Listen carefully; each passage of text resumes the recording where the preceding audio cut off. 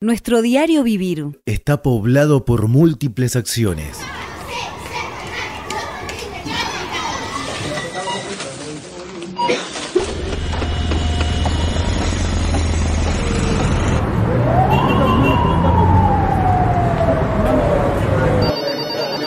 Ninguna es natural.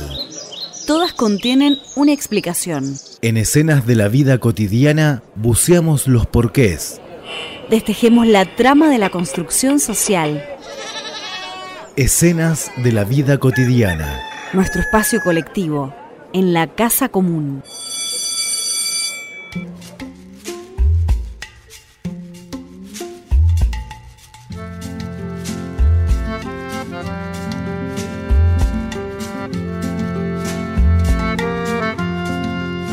Como siempre empezamos con menciones a las temperaturas, las épocas del año. Esta semana hemos tenido una semana muy linda en cuanto a las temperaturas, el sol nos estuvo acompañando. Les decimos buenas tardes, iniciamos el programa número 31 del 23 de octubre de 2025, en este ciclo que nos hemos dado en llamar Escenas de la Vida Cotidiana y que hoy empezamos a escribir una nueva página, una nueva historia a través de la radio 93.7, Radio Umbime de la ciudad de Villa Mercedes y la 90.3 Radio La Cigarra de San Francisco del Monte de Oro. Buenas tardes para toda la audiencia y buenas tardes para vos. Buenas tardes, Sergio. Buenas tardes a la audiencia local que nos escucha por la 93.7 de Radio Umbime y la FM La Cigarra en San Francisco del Monte de Oro, hermoso lugar donde habremos comido algún que otro chivito asado alguna que otra vez. Más o menos para esta época, recuerdo yo ser estudiante universitario y haber andado por ahí con un personaje que vos conocés, Sergio, seguramente, el Turco Luna, ingeniero agrónomo. Nos subía a su Chevy naranja y ahí andábamos. Hermosos recuerdos, y sí, transitando esta primavera que responde al ciclo natural, que trae el reverdecer en los campos, en los montes, que trae la lluvia y que, bueno, nos da en algún momento un anclaje para encontrar alguna tranquilidad en estos tiempos tan ansiogénicos. Sí, tal cual. Yo creo que estar refugiado en las cuestiones de la madre natura, en consonancia con ella, caminando junto a ella y tratando de buscar los cultivos de este tiempo, es lo mejor que nos puede pasar, porque socialmente, políticamente y económicamente estamos bastante complicados, Cristian. Estamos complicados y estamos en una era de tiempos violentos. Resuena en esta semana, en esta época, el triple femicidio del señor Laurta, un triple femicida, un criminal. No tuvo ningún problema en matar a su exmujer, a su suegra, matar a un trabajador, un remisero, y además tenía pensado secuestrar a su hijo y fugarse al Uruguay. Lo secuestró, de hecho. Efecto, podríamos decir, el señor Laurta, de toda esta discursiva gubernamental cargada de violencia y de desprecio hacia justamente los más vulnerables y los más débiles. Lo vemos en el Garraham, que sigue estando presente, lo vemos en la desfinanciación del Andis y lo vemos ahora mismo en el ataque totalmente desvergonzado, a cara limpia y cara rota, dijera mi abuela, a la universidad pública, que dicho sea de paso, esta semana va de paro. Sí, comparto completamente lo que decís y creo que la cristalización de este hecho de violencia en particular por parte de un militante libertario, porque era militante libertario, que fundó una asociación civil de defensa del machismo. ¿Cómo se llamaba? Varones Unidos. Varones Unidos. Bueno, en este caso, Varones Unidos está sostenido desde los máximos estratos de gobierno y desde la propia ministra de Seguridad, que debiera velar por la seguridad de todos los que habitamos el país, acusando a través de la misa del Gordo Dan, que para aquellos que no la conocen decimos es un canal de streaming, y allí en ese canal la ministra de Seguridad responsabilizó de este femicidio a las mujeres que defienden los derechos femeninos, los derechos de género. Esto puede decir de que está fogoneado, no solo que está defendido, sino que fogoneado este tipo de crímenes a partir de las actitudes agresivas al principio, ahora ya violentas y desmedidas por parte de quienes conforman el gobierno nacional.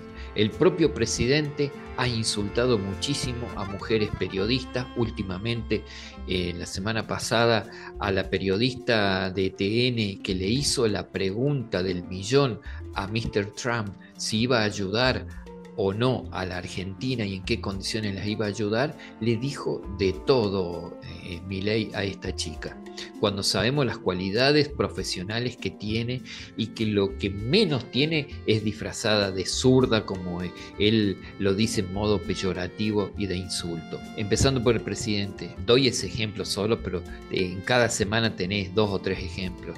La ministra de Seguridad, todo el enclave de el Gordo Dan, con todos la gente que están agitando a través de las redes, promueven una cultura de violencia que después se cristaliza en hechos como este del doble femicidio y a su vez el triple homicidio.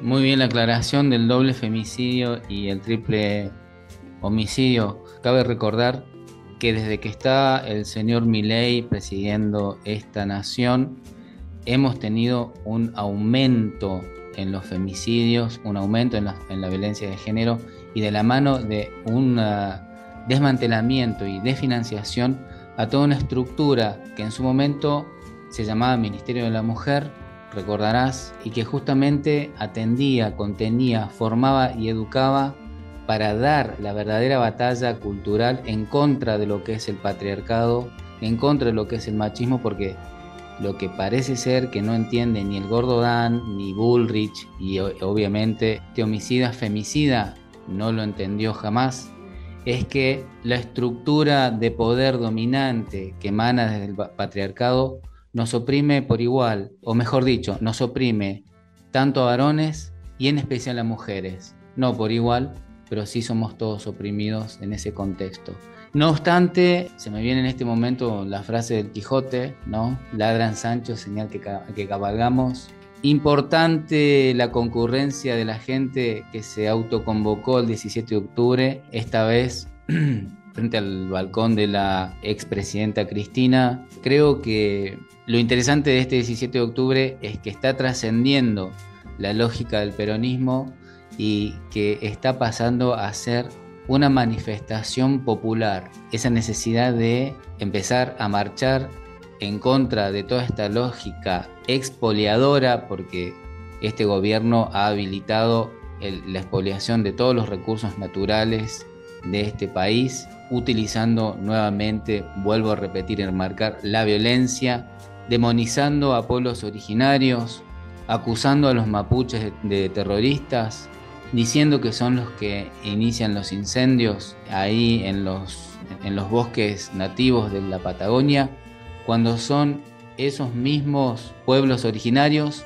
los que se prestan para las brigadas, que muchas veces son brigadas contra incendios autoconvocadas, que van con lo que tienen, que van con palas, con baldes, con lo que sea, para apagar esos fuegos, y además hacen las guardias y denuncian a tipos como Lewis y demás. Por ahí me estoy yendo un poquito por las ramas, pero es impresionante la agresión, la violencia en todos los órdenes de la República Argentina, utilizando el aparato del Estado, que en lugar de garantizar un mejor nivel de vida para la población argentina, otorgar y garantizar derechos y buscar una sociedad inclusiva va exactamente en el sentido opuesto. En ese sentido, vuelvo a repetir, las convocatorias, al igual que las marchas para los jubilados, las marchas que se hicieron en defensa de la universidad, del Garrahan, toda esa convocatoria popular es una forma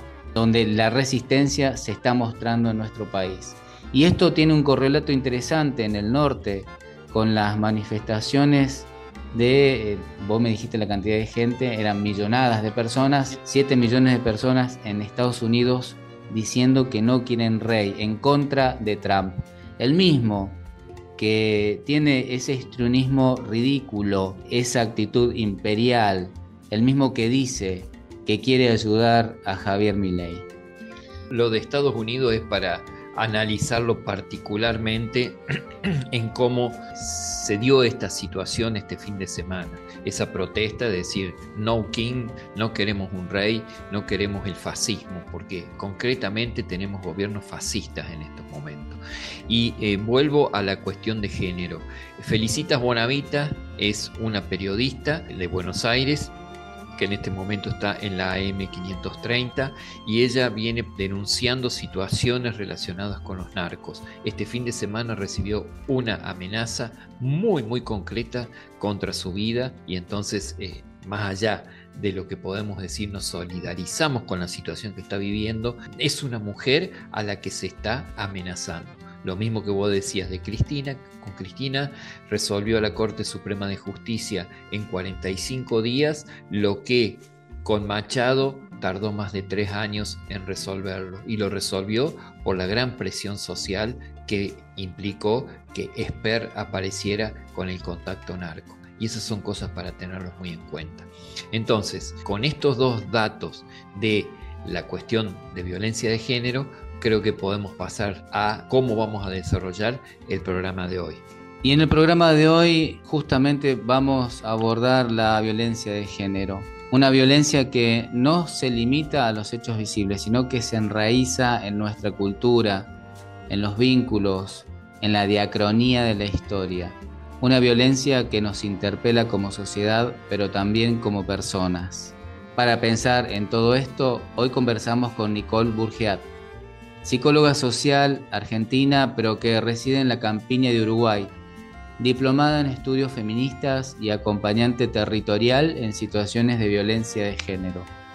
Nicole comparte con nosotros su experiencia de trabajo y una mirada profunda sobre el proceso que viven quienes atraviesan la violencia, desde el reconocimiento del daño hacia la reconstrucción de la autonomía y la posibilidad de vivir libres de violencias.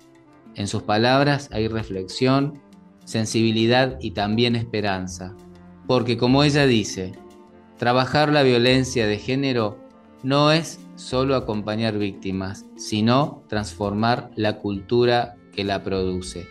Quédate con nosotros.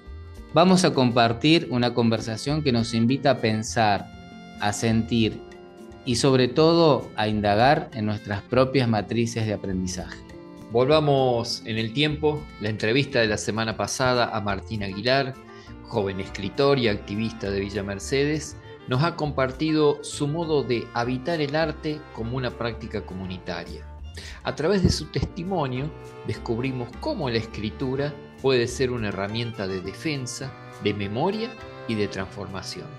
Hemos elaborado un recorte con sus palabras que compartimos alguna de sus frases. Creo que el arte siempre da cuenta de un caos, al menos el que a mí me interesa, siempre da cuenta de un caos o de alguna circunstancia que está fuera del ojo público, o que incluso el ojo público aprendió a vivir con ella, con esa situación, ya sea una injusticia, ya sea una tragedia, ya sea memoria no recolectada. Por eso yo siempre insisto que el presente es una de las ilusiones más peligrosas para inspirarse, para escribir. Yo me he encontrado con que de pronto lo que a mí me gusta y lo que yo escribo, bueno, dialoga muy bien con la esfera social, podríamos decir, con la esfera de anticensura, podríamos decir. Yo creo que la función del lenguaje, yo no soy el único ni el primero, un montón de gente cree esto, pero la función del lenguaje es para defenderse. Hay quienes dirán que es para comunicar, que es para informar, que es para embellecer la cultura. Yo creo que tiene que ver con una defensa, pero no una defensa necesariamente, vuelvo a decir, a la defensiva, sino dar cuenta de que hay una crisis. Hace ya más de 10 años me di cuenta que es muy poco lo que se puede hacer desde casa. Entonces me fui de a poco involucrando en lo que se entiende. Salí del activismo universitario y me metí en el activismo de calle. De calle, es decir, de vereda a vereda, a ver qué está pasando allá afuera, interpelar la tela social en primera persona. Y me encontré con que había muchas personas inquietas. En esta ciudad hay un historial muy interesante sobre disidencia, sobre resistencia, sobre luchas docentes, sobre luchas estudiantiles, sobre luchas del sector laboral. Desde muy chiquito participé de la mano de mi mamá en el 2004, qué sé yo, cortando rutas por el conflicto docente y escuchando en el Zoom de la Remedio de Escalada docentes de todos los colegios manifestándose con adolescentes. Entonces yo decía, esto es la realidad y esto es sobre lo que hay que trabajar. No sé, así lo viví siempre yo al proceso, previo al arte, ¿no? Lo que yo les recomendaría es levanten actas de crisis permanentemente, aunque ignoren no el tema en cuestión, pero creo que de la propia curiosidad nace el saber y de la propia inquietud nace el hacer. Hay una frase muy linda que dice que no se trata ni de esperar ni de tener, se trata de huir y en el camino tomar un arma. Esto quiere decir, se hace camino al andar, ¿no? Y yo creo que algunos tenemos suerte. La prioridad es esa, que primero vean qué estoy haciendo, sepan qué estoy haciendo y cómo lo he hecho, como garantía del hacer. Y luego te diría que me pueden contactar por Instagram en principio, porque ahí estoy siempre más allegadamente. Mi Instagram personal tiene unos enlaces a otros Instagram más particulares de trabajo, pero me pueden encontrar como príncipe.bobo, príncipe bobo, en Instagram, y ahí va a estar un poco lo que desarrollo como mi trabajo artístico literario.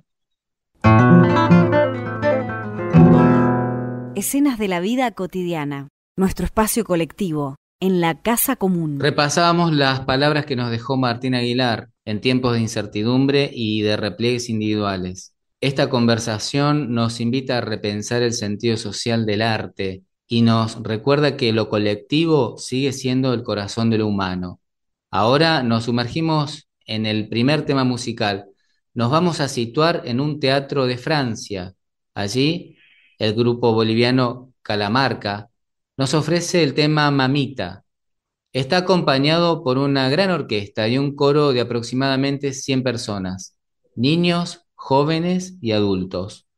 Calamarca es un grupo musical boliviano de música folclórica fundado en La Paz en 1984 por Hugo Gutiérrez y Rodolfo Choque. Su nombre proviene del aymara y significa pueblos eternos.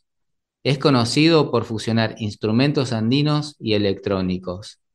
Se le considera una de las agrupaciones de música tradicional más importantes de Bolivia y América Latina. Presten atención a la letra.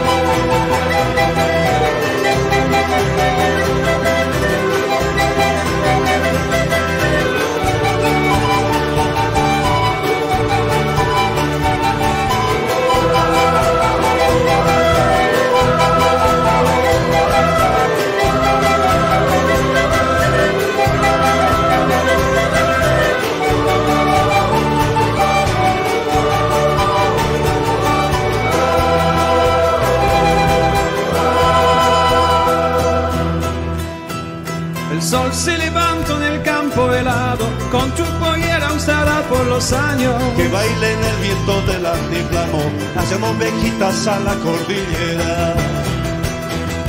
Para luchar contra esta vida dura, solo te ayuda una hoja de coca. Mamita linda, tus ojeras son el orgullo de la Pachamama. Mamita está rezando por la tierra, hasta la luna se queda muda. Ni habla de la luna y del sol, ¿dónde estarán tus sueños perdidos? Mamita está rezando por la tierra, hasta la luna se queda muda. Ni habla de la luna y del sol, ¿dónde estarán tus sueños perdidos?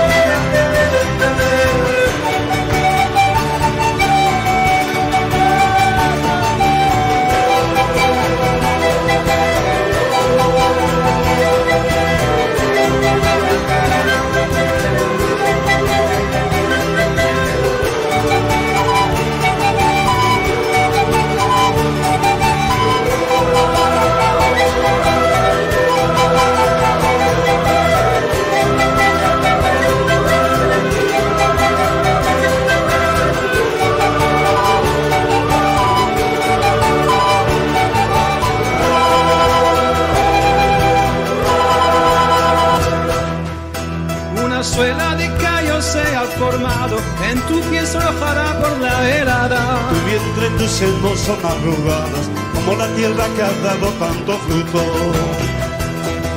A pesar que esta vida es tan dura, tu cuerpo resplandecer de amor que solamente las madres tienen. Mamita linda, te amo y adoro.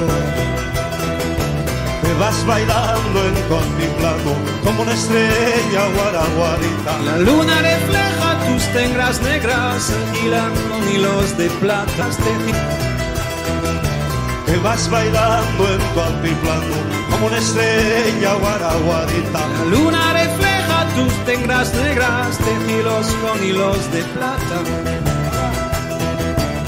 Ay, la la la la la la la la, ay, la la la la la la la la, ay, la la la la la la la la, ay, la la la la la la la.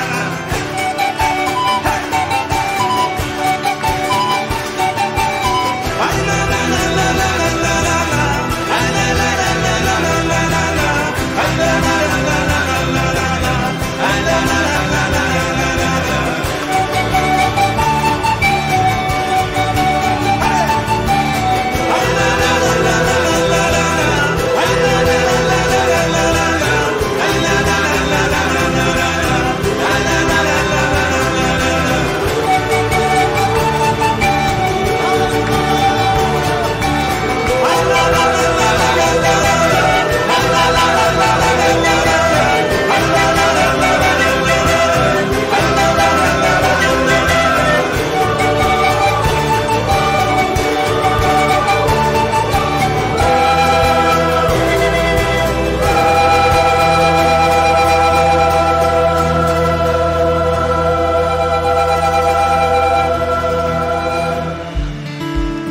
Empezamos a transitar nuestra escena de la vida cotidiana de hoy. Entrevista. En esta página de escenas de la vida cotidiana nos disponemos a dialogar con Nicole Bourjat. Es psicóloga social desde 2021, diplomada en estudios feministas, en acompañamiento territorial contra la violencia de género. Estudió coaching y ahora estudia licenciatura en psicología. Completita, Nicole, ¿eh? Así se ha presentado en un audio que reprodujimos en nuestro programa número 25. Por el contenido que nos ha transmitido al equipo de producción de escenas, nos despertó la curiosidad por saber más acerca de su trabajo. Así que, Nicole, te digo buenas tardes y agradecido porque nos acompañes a escribir esta nueva escena de la vida cotidiana. Hola Sergio, gracias por el espacio y el recibimiento. Ha formado junto a un antropólogo, digamos, y una psicóloga social, la consultora Equipar, que invitamos a la gente que la visite a través del Instagram, ¿no? Que ahí hay varios audios, videos, escritos muy interesantes. ¿Podés contar cuál es la actividad que ustedes realizan con Equipar? Sí, cómo no. Equipar surge en el medio de la pandemia. Yo me recibo ese año y empiezo a interpelarme en cuanto a cuál es la problemática social que más me involucra, ¿no? En el día a día, en la que pueda facilitar y facilitarme la realidad, ¿no? Entonces decidí formar esta consultora convocando a Marcela Pensieri, que es otra colega psicóloga social, y junto a mi compañero, que es antropólogo social también, para, bueno, combatir, digamos, y tratar de erradicar, aportar el granito de arena para erradicar la violencia de género y la violencia patriarcal como una violencia estructural, ¿no? Ahí Ujú. desarrollamos distintos programas, distintos grupos. Empezamos con grupos de apoyo psicosocial para mujeres sobrevivientes de violencia. Otro grupo, otro año fue para sobrevivientes de violencia, sin importar el género. Y luego, bueno, yo empecé particularmente con las mentorías feministas, le llamo, que es donde acerco artículos, acerco conceptos y ayudo, facilito, digamos, desde mi rol a distintas mujeres y disidencias con distintos proyectos, tanto personales como profesionales también, pero siempre acompañada de las lecturas de los estudios feministas, ¿no? Que nos han Ujú. dejado muchísimo. ¿Qué viene a ser una mentoría? Una mentoría son sesiones uno a uno donde establecemos un objetivo, ¿sí? Que puede ser, por ejemplo, un plan de trabajo, un proyecto profesional, un emprendimiento, o simplemente personas que quieren acercarse a los feminismos, ¿no? Desde una parte teórica, académica y práctica, no saben bien cómo hacerlo, entonces vamos acercando ahí las herramientas y los recursos disponibles para generar esto que yo le llamo democratización de saberes, ¿no? Esta cuestión de intercambiar en un espacio de mujeres y ciencias y también masculinidades, estos conceptos feministas que nos ayudan a todos y a todas, ¿no? Porque a veces el feminismo parece que es solo dedicado y destinado a las mujeres o a las disidencias, pero no, en realidad es un recurso de todos y todas. Y decir que trabajás con el tema de violencia en ese ámbito. ¿Con qué te encontraste? No sé si lo trabajas en lo individual o trabajas grupalmente esa parte. Ambas, ambas. ¿Y Grupalmente tengo los grupos de sobrevivientes, donde ahí, qué bueno, quiere decir particularmente, esos sobrevivientes? Porque sí, bueno, eso sobrevivientes fue, suena como que estuvieron a punto de partir. sí, bueno, sí, sin dramatizarlo mucho, pero sí, porque nosotros descubrimos en el recorrido, ¿no? Junto a Marcela Pensieri, que fue mi co-coordinadora también de estos grupos, que las víctimas de violencia de género no solamente son víctimas, sino que es como si pasaran por tres fases, ¿no? En principio, la fase de víctima, que es donde una empieza a reconocerse como víctima de una situación violenta, con una connotación de género clara. Luego viene la parte de sobrevivir a eso. Sobrevivir significa iniciar procesos judiciales, animarse a denunciar, ir a las pericias, empezar terapia o medicación psiquiátrica si lo necesitan. Es un trabajo muy completo y arduo que hacen muchísimas mujeres y después de esa supervivencia a ese caos, ¿no? Que parece caótico porque la realidad es que Argentina ahora está luchando con bajo presupuesto, con una desmantelación de las líneas fundamentales de violencia de género, donde estos espacios se redujeron muchísimo para muchas mujeres. Una vez que logran poder avanzar un poco, ¿no? Y salir de esa posición de víctima, separarse del agresor, empezar a reconocer y defender sus derechos. Luego llega una parte que es, nosotros le decimos libre de violencias, ¿no? Que por supuesto nadie está exento de violencias y esto es un trabajo hasta el último día en la Tierra, pero sí se puede decir que podemos llegar a tener una conciencia mayor en las violencias de los otros y las violencias propias que reproducimos inconscientemente, quizás. En un audio que reprodujimos hace unas semanas, vos nos hablaste del binarismo en las miradas, de la reproducción de la sociedad patriarcal, inclusive tuviste una conceptualización muy particular sobre feminismo. ¿Podés comentarnos cuál es el análisis de esos conceptos? Sí, claro. Cuando hablamos de binarismo, por lo general estamos hablando de esta mirada dicotómica, ¿no? Donde hay algo bueno y malo, donde hay un femenino, un masculino, donde pareciera que los grises y las interseccionalidades, como nosotros le llamamos desde los feminismos, no existiesen, ¿no? Hay como es un juego de opuestos simplemente.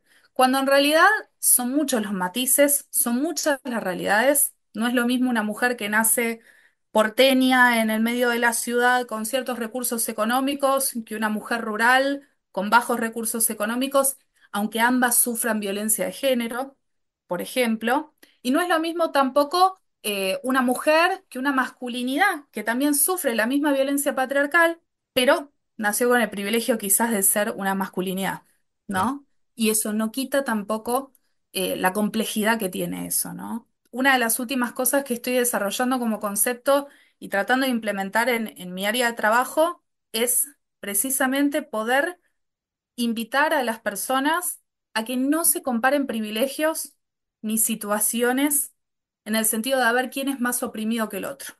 Porque en definitiva no tiene sentido la comparación. Ahora sí, la mirada, ¿no? Esta mirada hacia la otredad. Uno puede mirar a la otredad y comprender y abrazar y tratar de ayudar y estar para facilitarle el camino, ¿no? Pero no tiene ningún sentido compararse los dolores, me parece.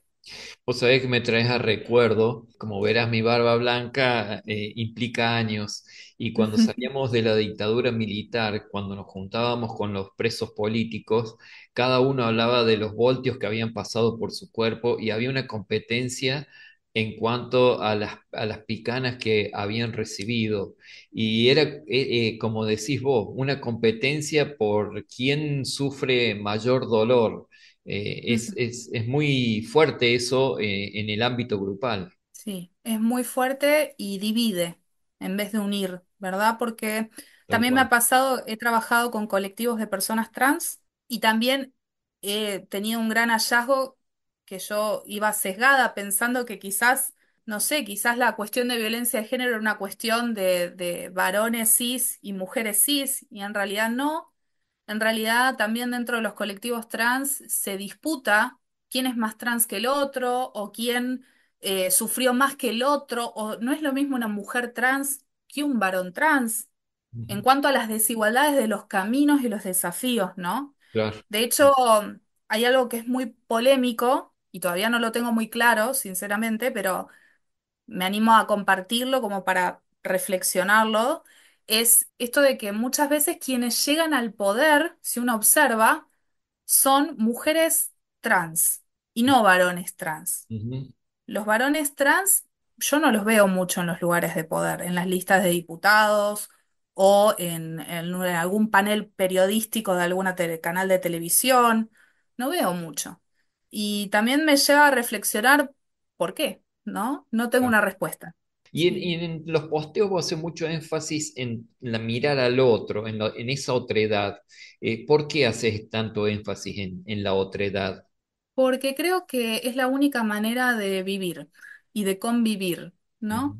En la mirada con la otredad uno puede encontrar sus similitudes, sus diferencias, sus contradicciones, pero si no miramos a la otredad, estábamos hablando un poco de dictadura, para mi gusto, ¿no? Es como si yo solo considero mi realidad como absoluta y no contemplo otras realidades, no contemplo la diversidad, es muy absolutista y muy individualista esa mirada, ¿no? Entonces creo que es muy importante el mirar como direccionar esa mirada, direccionar esa intención hacia las otras realidades que me inviten a mí, a mi esquema referencial, a poder decir, bueno, ¿qué puedo aprender? ¿En qué difiero de esta persona? En ese sentido, no la comparación, pero sí la pregunta, ¿no? La investigación en todo caso, ¿no?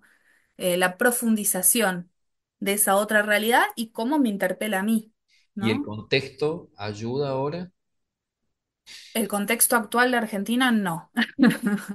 Yo creo que no, es una invitación clara a, a una dictadura emocional también, ¿no? Porque hay como una especie de, que pareciera ser que este discurso meritocrático occidental de decir, bueno, vos podés, si querés podés, ¿no? lo vas a lograr si es una cuestión de voluntad.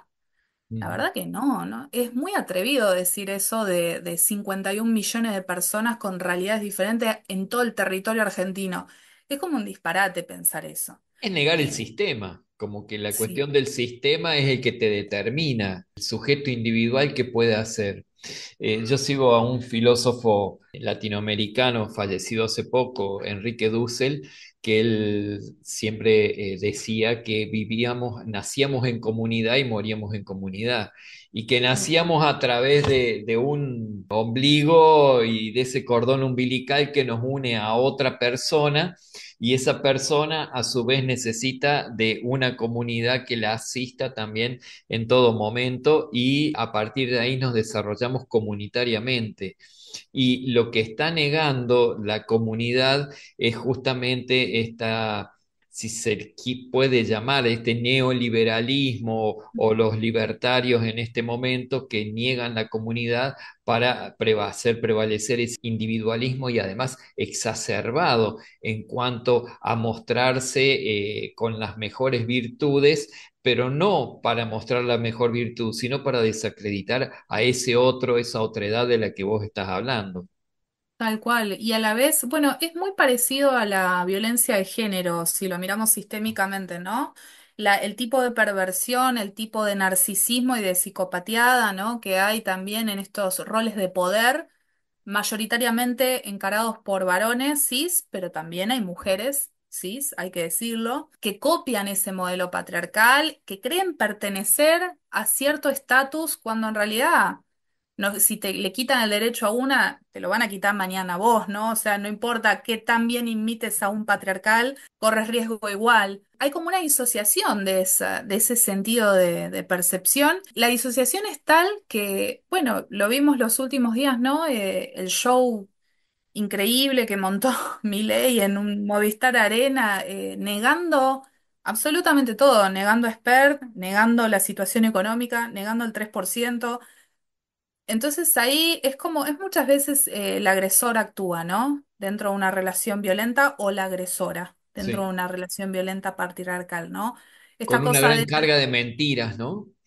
una gran carga de mentiras, un gaslighting, como le solemos llamar, que es esta invalidación de lo que el otro dice, esto no es así, ¿no? Que ellos son, los políticos que están ahora en el gobierno son bastante burdos al respecto porque lo explicitan, ¿no? Niegan el discurso claramente, justificando, no sé, cuca o palabras peyorativas que ellos eligen, pero en realidad es la misma conducta de una persona agresora dentro de un vínculo. En el audio que vos nos enviaste, hablaste de diferentes formas de resistir. ¿Cuáles son las formas a las que vos te refieres en esa apelación? ¿Y cuáles podemos considerar actos de resistencia en nuestra cotidianidad? Voy a Creo que empezar por Ilvana, la justo con lo última. que venías hablando. Sí, tal cual, Sergio. Voy a empezar por la última. Yo creo que en la cotidianidad lo que nos salva como acto de resistencia es mirar a los ojos a las personas, principalmente. Físicamente, te podría decir que eso hace el 50%.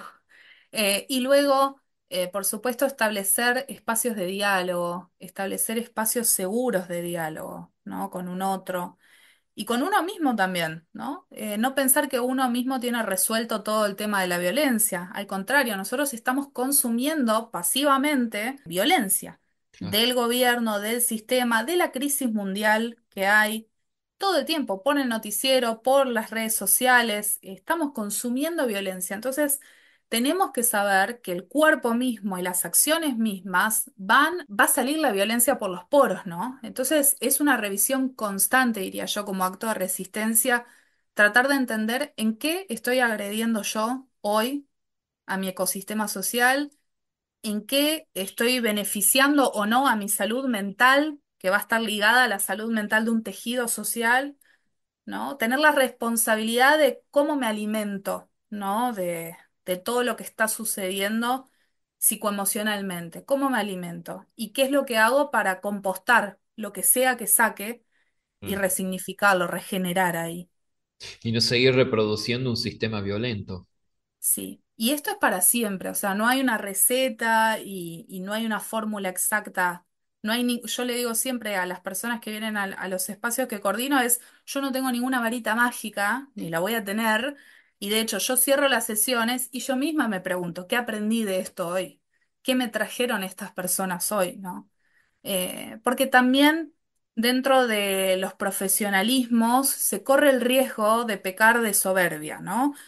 Entonces, es muy importante no creerse objetivo, para nada. Sí, obviamente con la distancia óptima, moderarse dentro del rol que le pertenece, pero la verdad que yo inteligencia artificial no soy, soy humana y obviamente me va a involucrar todo lo que me traiga la otra persona y voy a tener una tarea al respecto para hacer. Y aún la inteligencia artificial todavía no está perfecta, ¿no? No, bueno, menos mal. Y estuviste hablando del tema de la violencia de género. ¿Hasta dónde dejan acceder a las esferas de poder a las lideresas? Y a las que llegan, ¿cuáles son las características aceptadas por la sociedad patriarcal? Y lo digo, y concretamente podemos dar un ejemplo.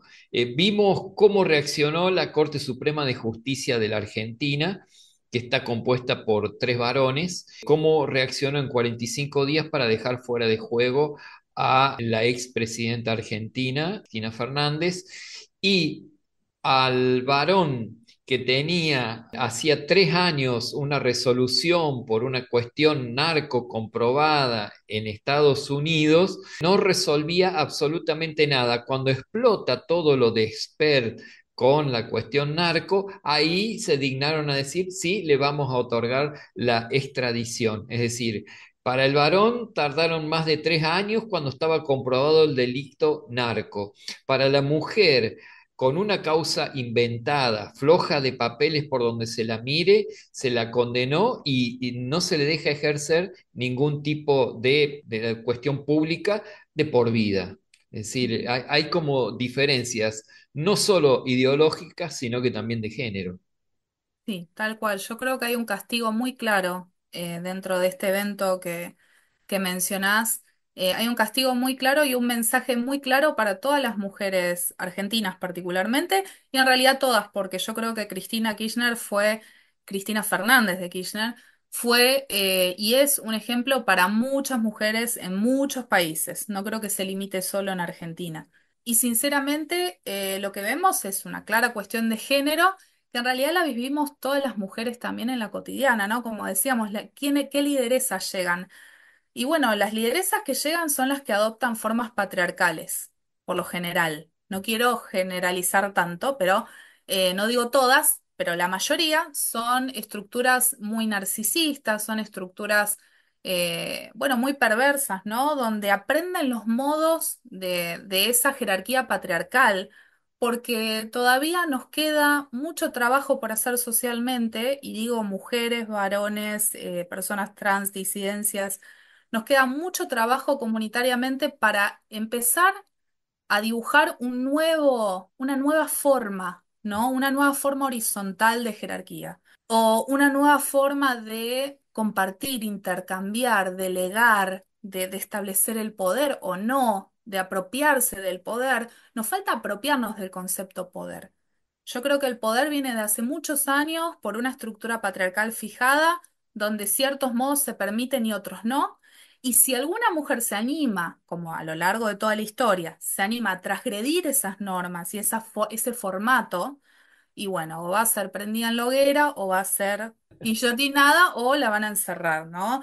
Entonces creo que tenemos pendiente por las nuevas generaciones también, digo, ¿qué le estamos enseñando a las niñas? Yo tengo dos hijas y lo pienso muchísimo. ¿Cuáles son los modos permitidos por la sociedad? ¿Cómo manifiestan ellas? ¿Cómo se apropian de su espacio, de su territorio cuerpo, de su territorio tierra siendo mujeres? Claro. ¿Cómo se socializa esa nueva forma, ¿no? Y creo que es una tarea pendiente de todas, todes y todos. Y en otro posteo vos, también reciente, ahí en Instagram, apelás a que nos hagamos preguntas. ¿Y cuáles son las preguntas que vos invitás a que se hagan las personas en las relaciones vinculares? Bien, en principio me parece que una de las preguntas puede ser, ¿la otra persona es igual a mí? Y automáticamente la respuesta va a ser no. Entonces, desde ese no, empezar a tratar de indagar y profundizar en cuáles son esas diferencias, cuál es la posición diferente, ¿no? ¿Por qué esa persona percibe, o ni siquiera por qué, sino es cómo está percibiendo la realidad esa persona, ¿no? Ni siquiera justificarlo, es cómo está. Y en esa aclaración de cómo está, cómo yo creo que está percibiendo la realidad, poder dialogar y tender puentes desde mi propia percepción, ¿no? Creo que es muy importante para establecer vínculos sanos y también ser conscientes, como decía antes, de qué violencia yo reproduzco inconscientemente, ¿no? Porque a veces cuesta mucho entender que todos reproducimos violencias. Cuesta mucho, inclusive para las víctimas de violencia de género. Hay una instancia dentro de los grupos donde se trabaja mucho en, bueno, ¿cómo estoy reproduciendo yo? Que uno como psicólogo social lo ve, ¿no? En la coordinación de cómo se establecen y cómo se reproducen grupalmente esas violencias, pero a veces ellas mismas no lo ven. Ujú. Entonces, ¿cómo facilitamos esa introspección, ¿no? Entonces creo que es un trabajo de todos los días poder decir, ¿qué estoy haciendo yo? ¿Cómo me estoy portando frente a esto? ¿O por qué me porté de tal manera? ¿Tengo que pedir disculpas por algo? ¿O puedo mejorar haciendo tal otra cosa y hacer sentir bien a la otra persona y sentirme bien yo, por ende? Y cómo apelo a quien tengo enfrente de mí en ese sentido? Bueno, en, Yo en me hago esas algún... preguntas, que Sí. vos invitaste a que yo me haga esas preguntas, perfecto, yo me hago la pregunta. Y por ahí tengo personas enfrente de mí que tengo que invitar a hacer esas preguntas. Yo un recurso que uso mucho cuando me encuentro con personas que tienen otras formas a las mías, y son muy claras esas formas, ¿no? Bueno, A eso políticamente, apunté, justo. claro, para personas que tienen otra percepción del mundo, Sí. hace poquito nos pasó, ayer, nos pasó una situación acá en el campo, donde vinieron unas personas a tratar de robar una casa que está enfrente, una casa rural. Es muy común eso acá, ¿no? Entran, se roban comida del caballo o distintas cuestiones. Y justo salimos nosotros y era preguntarles, ¿por qué están haciendo esto, no? Porque no tengo para comer, porque necesito, porque es mi derecho. Y sale una actitud muy violenta, porque claro, esas personas están sometidas en un sistema, excluidas, oprimidas y tienen la violencia a flor de piel. Entonces, lo que les dijimos es, bueno, yo entiendo esto, yo te puedo dar números, ¿no? Donde puedas buscar esto que estás buscando, como alimento, techo, un montón de cosas que prevé el Estado de aquí, pero sí me parece importante que entiendas que te estás poniendo en riesgo, porque esto no va a terminar bien. Y no es una amenaza, ¿no? Es como desde la diferencia, aún desde la realidad diferente, no te niego. Te entiendo y te reconozco, pero te ofrezco otras posibilidades si veo Claro. que lo que estás haciendo está perjudicando a otro, ¿no?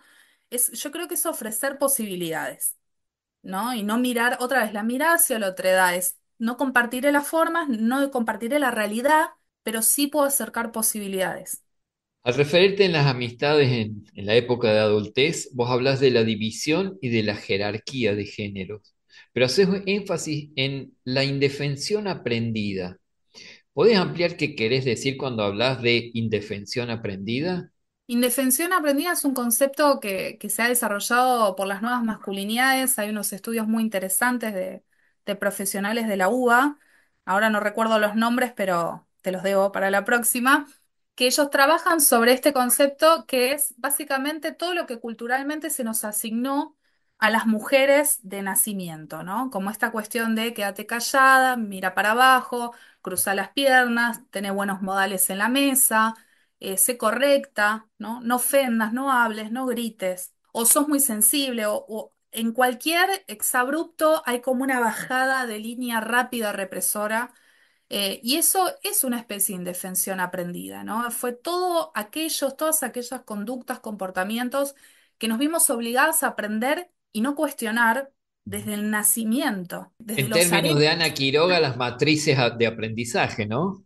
Exactamente, La exactamente. matriz que nos fue determinando nuestra propia vida. Tal cual. Todos los procesos de socialización, desde que nacimos hasta el último día, nos enseñan cosas y vienen con un formato adjudicado por una cultura. Indagar esa cultura, cómo está formada esa cultura, cómo trata todas las partes esa cultura, es muy importante. Y la indefensión aprendida viene como ser un concepto que nos despierta. Otra pregunta más es, ¿esto lo estoy haciendo rindiendo tributo a qué? ¿No? Cuando yo me quedo callada pero tengo ganas de gritar porque me hicieron algo malo. ¿Por qué me quedo callada? ¿A quién le estoy rindiendo tributo? ¿A la Ujú. indefensión aprendida cultural? ¿A una figura masculina patriarcal o a una figura jerárquica? ¿A mi madre, a mi padre? ¿No? Como, ¿por qué estoy no haciendo esto que el cuerpo me lleva a hacer? ¿No? ¿Qué es lo que me reprime? Eso es indefensión Muy aprendida. interesante para trabajarlo, ¿no? Y para abrir Mm. diálogos grupales, ese término. Sí, tal Eh, cual. Prácticamente llegamos al final. Te invito que lo que no te haya preguntado y vos tengas necesidad de decirlo, porque por ahí pensamos que queremos decir algo en una entrevista y no nos lo preguntan, libertad para hacerlo, a Gracias, modo de Sergio. despedida. Gracias. Bueno, creo primero agradecerte por toda la entrevista y el momento y la amabilidad. Y luego compartir esto último que es, creo que en el proceso de cuestionarnos tanto y de tratar de ser mejores personas día a día, hay un concepto que es fundamental para que esto funcione bien, que es como la nafta, ¿no? Es como el combustible, que es cuánta energía tengo, cuánta energía requiere tal acción o tal espacio o tal persona, y cuánto estoy dispuesta o no a brindar, cómo regulo mi propia energía. Y esto lo digo en todo sentido porque también estamos viviendo un momento como argentinos muy difícil, donde la angustia está a flor de piel, donde la crisis de salud mental está a flor de piel, donde la violencia está más habilitada que nunca, ¿no? Y se ha desmantelado muchísimos recursos que eran vitales para Ujú. muchas personas, poder ser conscientes de la energía que tenemos, no perder eso. Por más que oprima mucho, por más que duela, por más que sea difícil, no perder ni la esperanza, ni la mirada por el otro, ni la regulación de la propia energía. Con esa otredad y con esa energía, te agradezco muchísimo que hayamos escrito esta página de la escena en la vida cotidiana. Gracias, Sergio.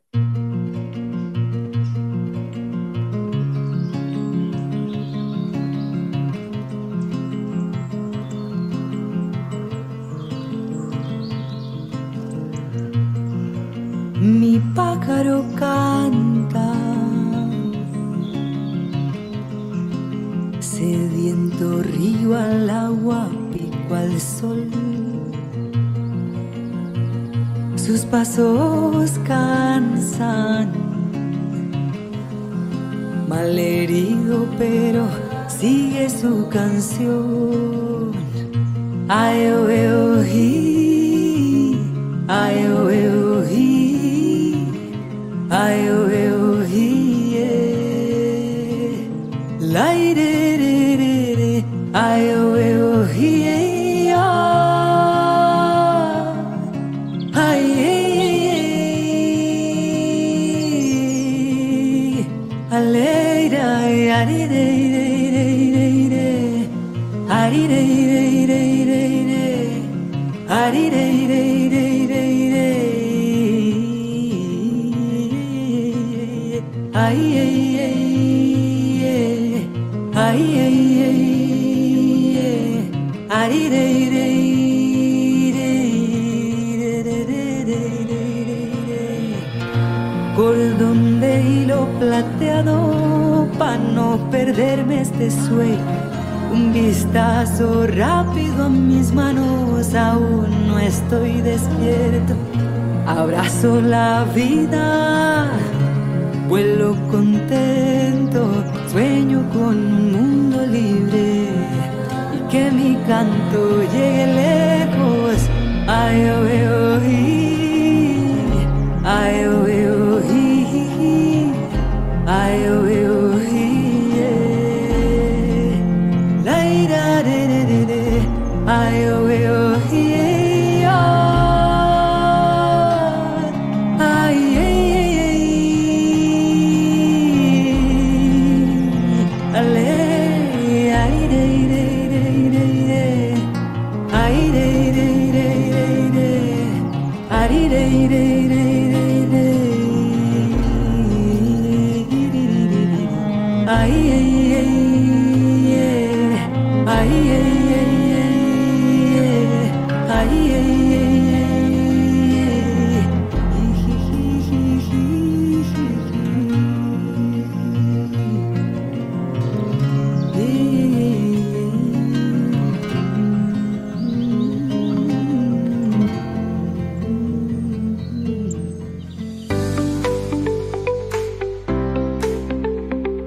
¿Quiénes hacemos escenas de la vida cotidiana? Producción y conducción, Cristian Jiménez y Sergio Garis. Mesa de redacción, María Inés Alman Bornes, Cristian Jiménez, Alejandro Flores y Sergio Garis. Estética de audio, Walter Miranda y Vilma Ruiz.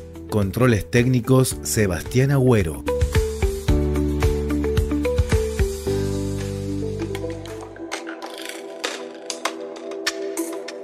Nuestro análisis psicosocial.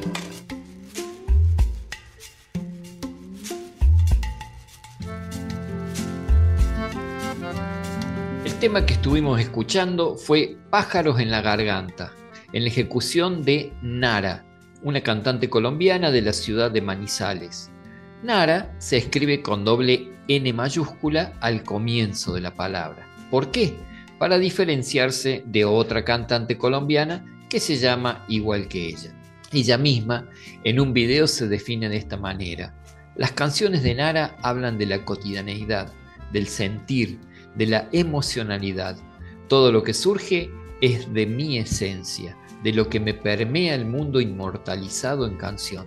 En estos días está de gira por México y el 30 salta el charco hacia España.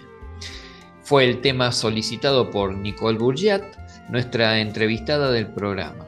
Como siempre lo hacemos, le solicitamos a nuestros y nuestras entrevistadas que elijan un tema que los represente. Pájaros en la Garganta, de Nara, fue el elegido por Nicole. El bloque está dedicado a realizar una lectura de lo que estuvimos escuchando en la entrevista como emergente psicosocial.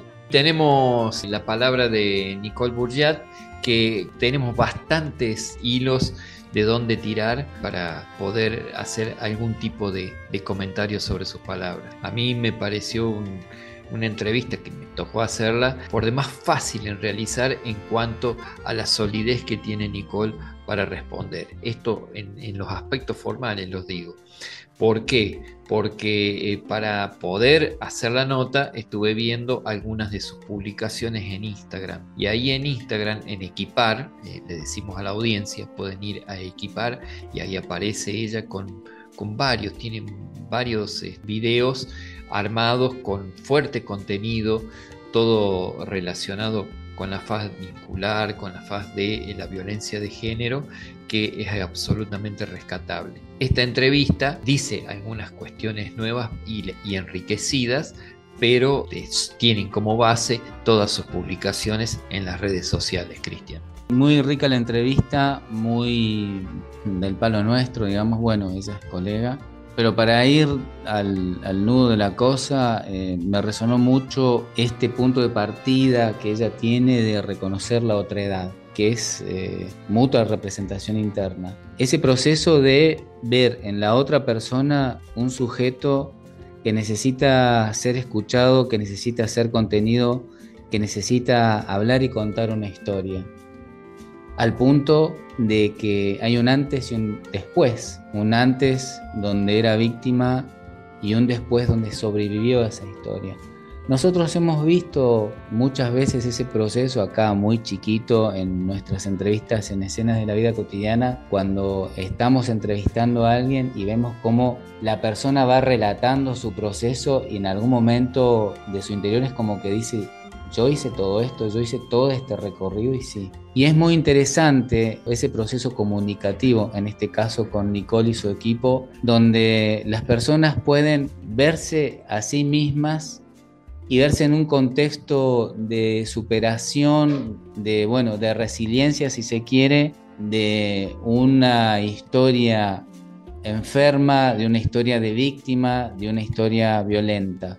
También me resultó muy interesante, en un momento habló sobre las masculinidades, pero las masculinidades en este contexto que hablábamos al principio, entendiendo que el patriarcado es opresor Especialmente es un opresor aplastante y criminal, femicida hacia las mujeres, y es un opresor esclavizante para los varones. Sí, yo como siempre me elaboré un análisis psicosocial, lo dividí en 6 partes, pero no voy a hacer referencias a esa cuestión porque se va a ir larguísimo. Simplemente voy a hacer lectura a lo que es la columna radial semanal, titulada Trabajar la violencia de género. Decimos que hay palabras que cuando se pronuncian llevan consigo un peso de siglos, que es la violencia de género. Lo que pasa es que en determinadas épocas históricas no se tomaba de esa manera. No se trata solo de una descripción o de un problema social, es una herida que atraviesa cuerpos, los vínculos, las culturas y la propia historia nuestra. Hoy, en esta nueva escena de la vida cotidiana, nos acompañamos con la voz de Nicole Bourgeat, psicóloga social, feminista y trabajadora del campo de la salud mental comunitaria. Desde Uruguay, aunque nacida en Argentina, Nicole nos propone mirar la violencia de género no como un hecho aislado, sino como una trama, un sistema, un emergente de la cultura, ¿no?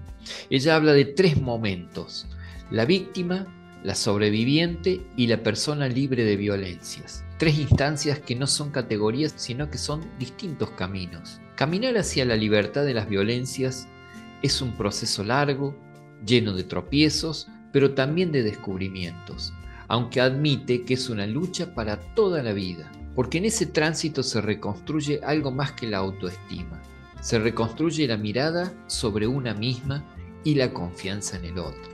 Nicole cuenta que la violencia no solo está en los golpes o en las palabras que hieren, está en los gestos aprendidos, en la cultura que nos enseñan desde niñas a callar, a no molestar, a ser correctas, como ella dice y dio varios ejemplos en ese sentido en la nota. Esa indefensión aprendida, término que me impactó cuando lo empleó, se instala como una forma de obediencia emocional que perpetúa el silencio. Desde la psicología social podríamos decir que se trata de matrices de aprendizaje, huellas culturales que organizan la vida cotidiana y que determinan lo que creemos posible. Pero la violencia también tiene una forma más sutil, más amplia, más difícil de reconocer, la que proviene del sistema que nos contiene. Esa dictadura emocional, como la llama Nicole, donde se nos dice que todo depende de la voluntad individual, que si queremos podemos, negando las desigualdades reales. Es la misma lógica que culpabiliza al oprimido y glorifica al poderoso. Las mujeres siguen siendo el blanco más visible del castigo social. Quien se anima a desafiar el orden establecido, lo dice Nicole, corre el riesgo de ser quemada en la hoguera simbólica o expulsada del sistema. Y más allá de la hoguera simbólica, la hoguera propiamente dicha hace algunos años atrás. Es la misma estructura patriarcal que atraviesa siglos y que hoy se disfraza de meritocracia o de falsa libertad. Romper con eso implica reinventar el poder, pasar del poder sobre al poder con, construir relaciones horizontales, afectivas y solidarias. Pero no se trata solo de resistir, también de cuidar. Nicole habla de energía, de la necesidad de medir cuánta tenemos, cómo la administramos, cómo la compartimos. La salud mental, dice, no puede pensarse sin el cuerpo, sin el entorno, sin el vínculo, y propone algo hermoso: compostar lo vivido, transformar el dolor en abono, resignificarlo para que pueda volver a la vida como un aprendizaje. En medio de todo esto, su propuesta tiene un núcleo esencial: la mirada hacia la otredad, mirar al otro, escucharlo, reconocerlo. Porque sin esa mirada no hay vínculo, y sin vínculo no hay una sociedad posible. Si no miramos a la otredad, dice Nicole, estamos hablando de dictadura. Y tiene razón.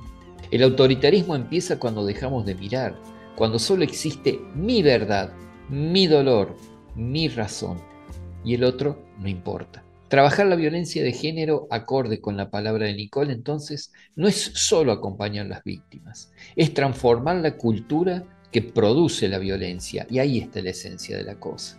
Es revisar nuestros aprendizajes, nuestras palabras, nuestras actitudes, es preguntarnos cada día, ¿de qué manera estoy contribuyendo yo a una convivencia más justa? ¿Qué lugar le doy al otro en mi vida cotidiana? ¿Qué estoy haciendo con mi energía, con mi enojo, con mi silencio? En tiempos donde la violencia parece normalizada, el trabajo de Nicole nos recuerda algo esencial, que el cambio empieza en los vínculos, que la salud mental es colectiva y que la esperanza también se construye en grupo. Uno de los apartados que me pareció interesante de Nicole fue esto de mirar en el medio entre los polos binarios, ¿no? La famosa cuestión no binaria, donde en palabras de ella existen un montón de interseccionalidades. Es decir, salir un poquito del absolutismo de los polos opuestos y empezar a trabajar con esas otras individualidades que también están en el medio, ¿verdad? Y que son parte de nosotros. Creo que eso tiene mucho que ver con el abordaje de la otredad. Observar, escuchar, reconocer, abrazar, sumar. Es decir, hacer la construcción colectiva. Claro, y esto nos sirve para nuestra vida cotidiana. Yo creo que esta serie de reflexiones que nos ha regalado Nicole es para ir tomando párrafo por párrafo y ver de qué manera nosotros, por un lado, reproducimos la violencia cotidiana, pero por el otro, cómo podemos hacer algo distinto para poder tener una sociedad diferente, una sociedad que integre y una sociedad no violenta. Y creo que estamos llegando al final del programa, habiendo tejido esta nueva escena de la vida cotidiana, Cristian. Así es, llegamos al final de esta escena de la vida cotidiana, tejiendo otredades. Bueno, nos despedimos de toda la oyentada, de la 93.7, de la 90.3 y nos reencontramos la semana que viene. Hasta aquí, hoy hemos tejido y destejido el armado y la trama de la construcción social. Unida y vuelta donde nada es natural. Escenas de la vida cotidiana, nuestro espacio colectivo, en la casa común.